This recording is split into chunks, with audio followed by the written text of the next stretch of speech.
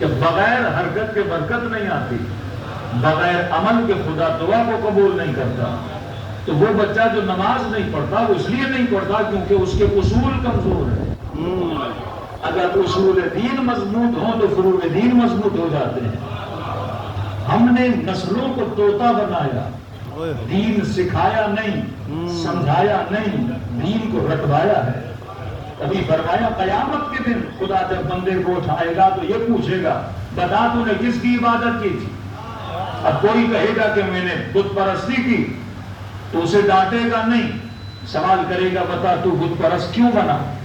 تو وہ جواب یہ دے گا خدایا کیونکہ مثلاً میں ہندوستان میں پیدا ہوا، میری بستی میں سارے ہندو تھے، میرے ماں باپ ہندو تھے، میں نے بچپن سے سب کو دیکھا کہ بتوں کو سجدہ کر رہے تھے، لہذا ان کو دیکھ کر میں نے بھی بتوں کو سجدہ کرنا شروع کر دیا۔ پھر دوسرے سے پوچھے گا بتا تو نے کس کی عبادت کی؟ کوئی کہے گا میں آتش پرست بنا، کہ تو کیوں بنا؟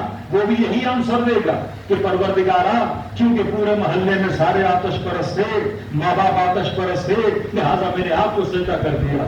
اب اٹھائے گا مسلمان کو کہ بتا تو نے کسے سجدہ کیا؟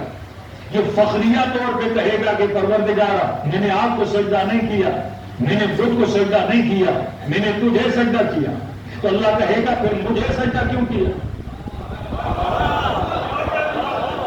ہر سوال وہی ہوگا کہ بتا کیوں سجدہ کیا؟ تو جواب دے گا پروردگارا کیونکہ جس گھر میں پیدا ہوا وہ مسلمانوں کا گھر تھا، ماں باپ میرے مسلمان تھے، لہذا میں نے ان کو دیکھ کر تجھے سجدہ کرنا شروع کر دیا۔ تو اللہ کی آواز آئے گی میں عادل خدا ہوں، اگر اس جواب کی بنیاد پہ تجھے جنت میں بھیجنا ہے تو انہیں جہنم میں کیوں بھیجوں؟